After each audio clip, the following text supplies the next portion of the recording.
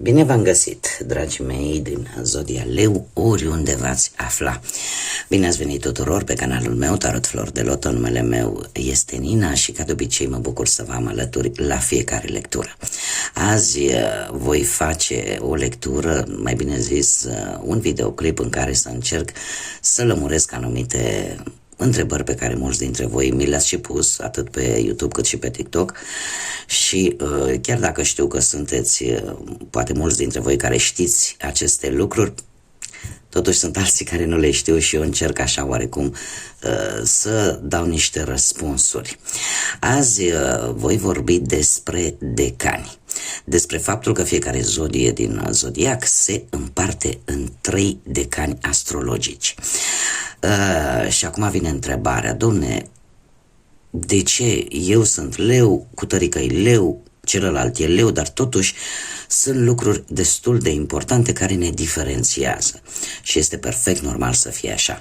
Iar aici vreau să faceți o diferență între a calcula, de exemplu, harta natală, harta astrală a unei singure persoane, da, în care se ia în calcul ora nașterii, locul nașterii, data nașterii, și acolo aflăm răspunsuri, ca să zic așa, mai exacte, în comparație cu această diviziune pe care o voi demonstra, pe care voi arăta în acest moment, a zodiei, în care ea se împarte în 3 decani, în 3 grupe.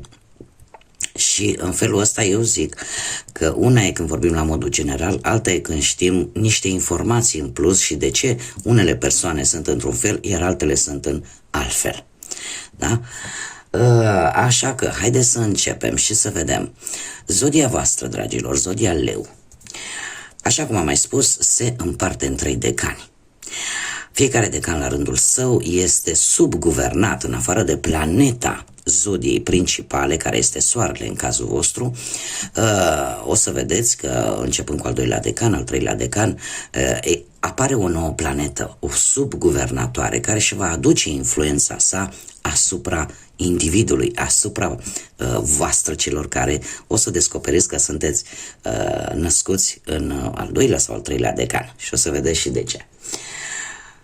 Asta ce înseamnă? Că, cum am mai spus, în afară de această subguvernare, da, subguvernator al unei planete care vine și aduce niște caracteristici în plus, păstrându-vă, desigur, caracteristicile principale ale zodiei voastre și ale planetei voastre guvernatoare, mai apare și influența vecinilor, influența zodiei anterioare zodiei voastre și, desigur, celei ulterioare, posterioare, da, care vine după voi.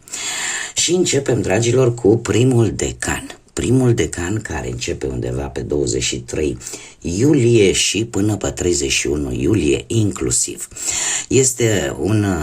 Primul decan este cel al leilor originali, al leilor puri, ca să zicem așa. De ce? Pentru că sunteți guvernați decât de Soare, care este planeta voastră principală a întregii zodii, și atunci logic că și caracteristicile principale cât și secundare ale zodiei se află la voi. Ce mai trebuie de spus vis-a-vis de primul decan? Primele 3 zile ale primului decan, mai precis 23, 24, 25 iulie, sunt influențate, de asemenea au, ca să zic așa, împrumută niște caracteristici de la zodia anterioară, care este Racul. Da? Adică cumva are o influență asupra primelor 3 zile din acest decan. Și haideți să vedem. Deci, primul decan, cum am mai spus, începe pe 23 iulie și se termină pe 31 iulie. Este dirijat, este guvernat în totalitate de către Soare. Tocmai de aceea se spune că sunt cei mai puri, da? Sunt cei mai înverșunați lei, în adevăratul sens al cuvântului. Este adevărat că atât cei născuți în iulie cât și cei născuți în august, ei împart caracteristicile principale ale semnului zodiacal. și anume carismă, încredere, generozitate, creativitate și un puternic, cum să spun eu, o puternică dorință de a străluci. Acum, haideți să vedem și diferențele. Da?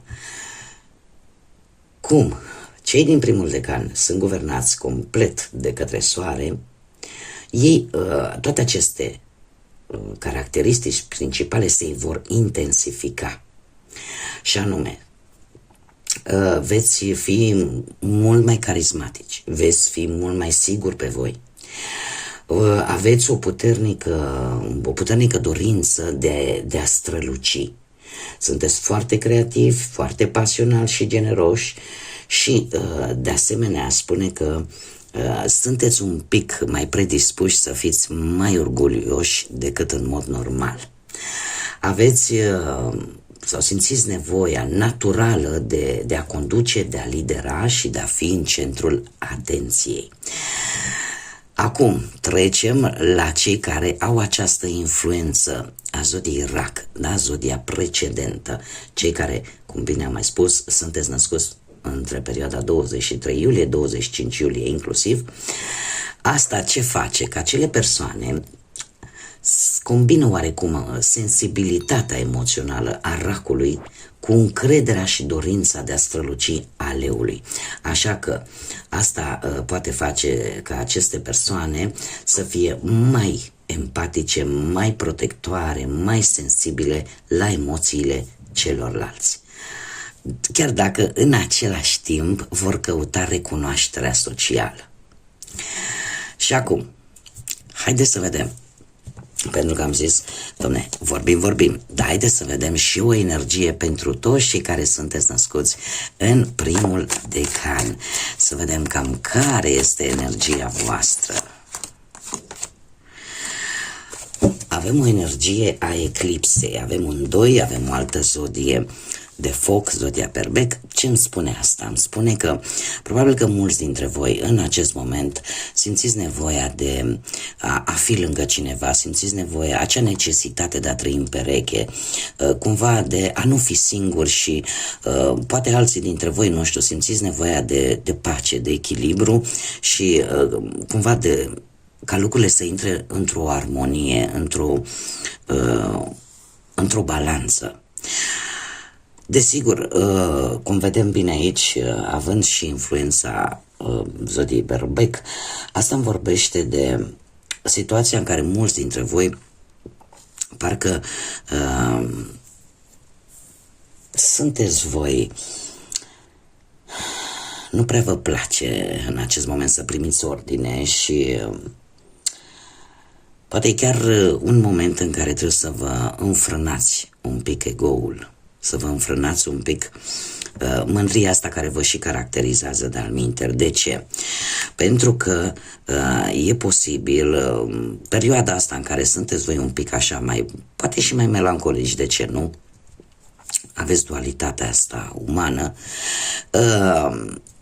să fie o perioadă trecătoare, dar nu va dura foarte mult și ceva va ieși cumva la lumină. Lucrurile încet se vor limpezi.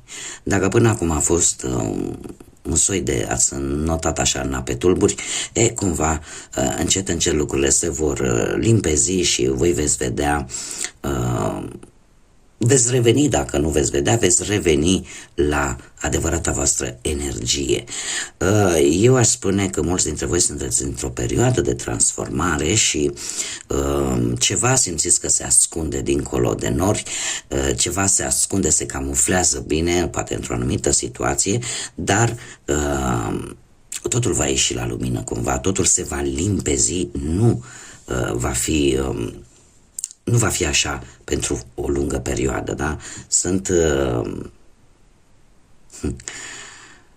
toate acele frici, temeri sau gânduri negre care vă dau ocol, la un moment dat se vor termina, se vor elimina și voi veți străluci ca de obicei. Dar e pe o scurtă perioadă de timp și eu aș zice că este vorba de o provocare de care voi ați avut parte în ultima vreme.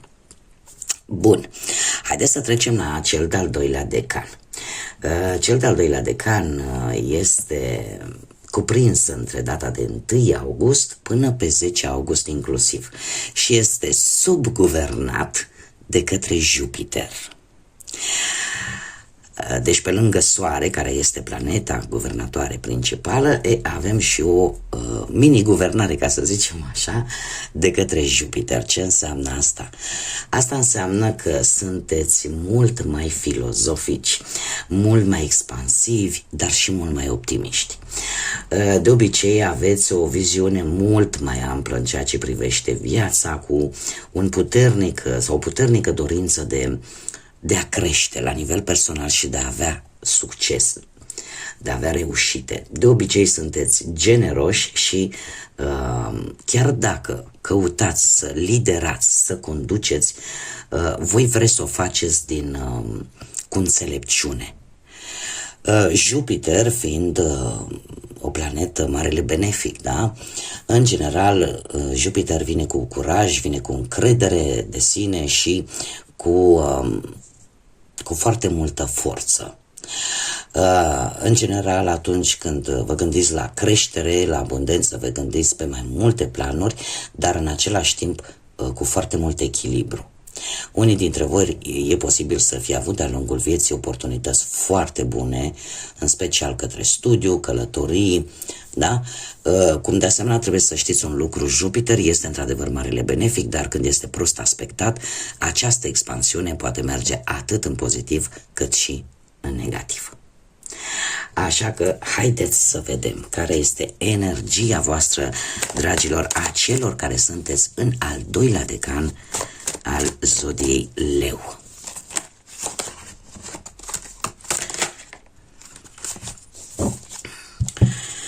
Ei, dragilor, și avem două, tinerețe și copilărie. Este foarte interesant, au ieșit două energii. Eu o să-mi fac datoria să vă spun zodiile, da, pentru că mi-am par niște zodii aici. Avem așa, legat de copilărie, avem Berbec, Rac, Balanță și Capricorn, care ne vorbește de semnele cardinale, semnele care oarecum sunt mai dispuse la noi începuturi. Unii dintre voi chiar își doresc o creștere foarte rapidă, dar în același timp,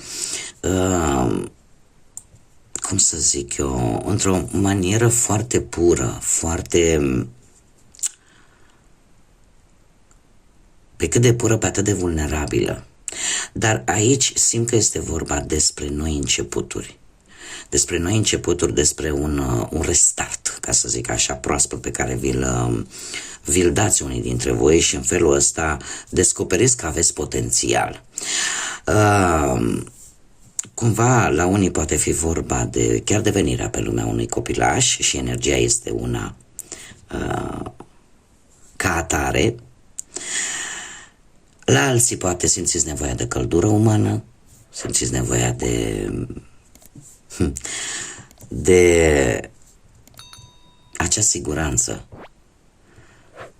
Este un cumul de sentimente pentru unii dintre voi, dragilor. Alții, în schimb, avem tinerețea, avem alte zodii, de data aceasta avem Gemeni, Fecioară, Săgetător și Pești.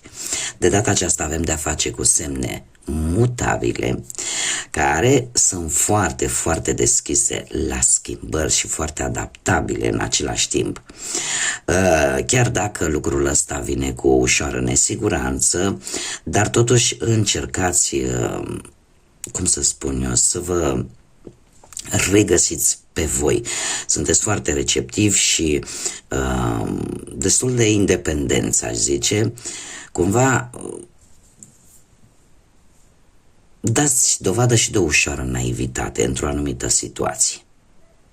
Da? Indiferent cum ar fi, per general, dragii mei, din al doilea decan, se pare că vreți să începeți lucruri noi, sunteți dispuși să faceți schimbări în viața voastră, chiar dacă de multe ori lucrul ăsta vă face să vă simțiți așa ca niște copii sau ca niște adolescenți și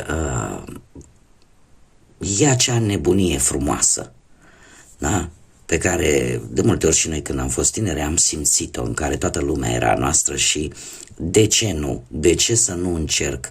De ce să nu văd ce e dincolo de ziduri, poate, da, metaforic vorbind. Acum, haide să trecem și la al treilea decan, cel cuprins între 11 august până pe 22 august și care este subguvernat de către Marte, planeta războinică. Asta ce îmi spune? Asta îmi spune că acești lei din al treilea decan sunt mult mai energici, mult mai ambițioși și mult mai orientați către acțiune.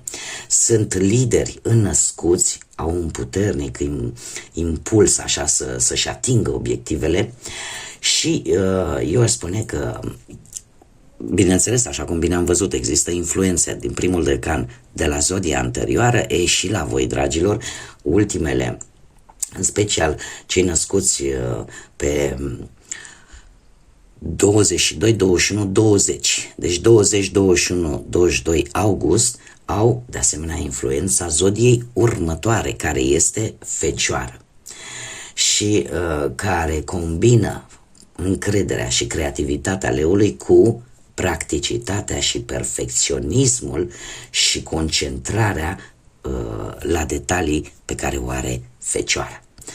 Asta îi face să fie mult mai organizați, mult mai muncitori și mult mai orientați către rezultate, să vadă rezultate exacte.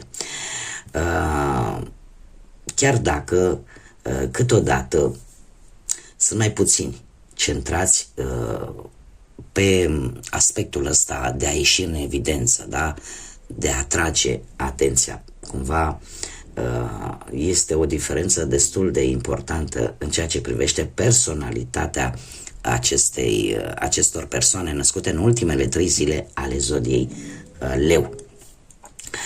Bun, faptul că, așa cum bine am mai spus, cel de-al treilea decan este guvernat sau subguvernat de către Marte, asta îmi spune că sunteți mult mai energici, mult mai impulsivi câteodată, dar aveți o ambiție mare, da, și un mecanism de apărare în cum să spun, care vă dezvoltă instinctul de supraviețuire.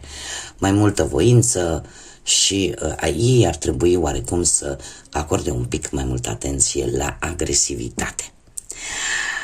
Și acum, haideți să vedem ce energie avem pentru cei născuți în al treilea decan. Care este energia, dragilor mei, din Leu, născuți în al treilea decan? Eu sper că până acum ați văzut acele diferențe, da? Sau mai bine zis, acele caracteristici subtile, este adevărat, dar care fac diferența de la un decan la celălalt. Acum, pentru voi, dragilor, avem un nouă și zodia Rac și avem curcubeul. Dragii mei, dragi, se pare că sunteți într-o perioadă în care, posibil pentru unii dintre voi, să se fi împlinit o dorință arzătoare. Ați avut răbdare poate într-un anumit proiect, într-o anumită situație, iar acum este momentul să culegeți roadele, mai ales că avem și cifra 9 care ne vorbește despre fructificare, da? Despre a recolta ceea ce voi ați semănat. Este vorba și despre un mic noroc, aș zice, pe care îl aveți unii dintre voi într-o anumită situație, iar se pare că timpul este foarte bun, în special în ceea ce privește o situație legată de familie poate, sau de relația voastră. De ce? Pentru că avem și zodia Rac aici, care ne vorbește de siguranța familiei, ne vorbește de relații, da? Și poate la unii este vorba chiar despre copiii voștri, ceva aici se rezolvă, ceva aici vă va aduce o stare de bine, ceva pozitiv. Acum, concluzionând, dragilor, toți cei care sunteți atât în luna iulie, da, cu decanii aferenți, cum și luna lui August, cam care ar fi diferențele, ca să zic așa. Cei născuți în iulie au, cum să spun eu, ideea asta de a lidera, de a conduce, vine într-o manieră foarte naturală, sunt mult mai creativi, au nevoie de, în schimb, de validare și de sensibilitate emoțională. În schimb, leii din August sunt mult mai ambițioși, sunt mult mai pragmatici și au acest spirit competitiv și, desigur, viziunea despre viață este una mult mai strategică și mult mai înțeleaptă. Acum, dragilor, eu sper că v-a ajutat aceste mici informații pe care vi le-am adus. Am promis de foarte multă vreme și am decis că e timpul să fac aceste mici lămuriri, zic eu, care v-ar putea interesa chiar și pe cei care știați de existența decanilor. Bun, cam atât am avut de spus. Eu vă mulțumesc din suflet pentru atenția voastră, mulțumesc desigur și pentru sprijinul, suportul pe care mi-l oferiți la fiecare lectură atunci când primesc like-uri, comentarii, distribuiri de la voi. Mii de mulțumiri tuturor. Desigur, în continuare am nevoie de suportul vostru, așa că cei care încă nu v-ați abonat, eu vă invit și vă aștept cu mare drag aici să fim împreună la fiecare lectură, iar până la următoarea lectură atemporală pe care o voi face pentru fiecare zodie, vă doresc numai bine, multă energie pozitivă și multă lumină în suflete și în gânduri. Așa că până când ne vom revedea, ca de obicei, să fiți iubiți, dragilor.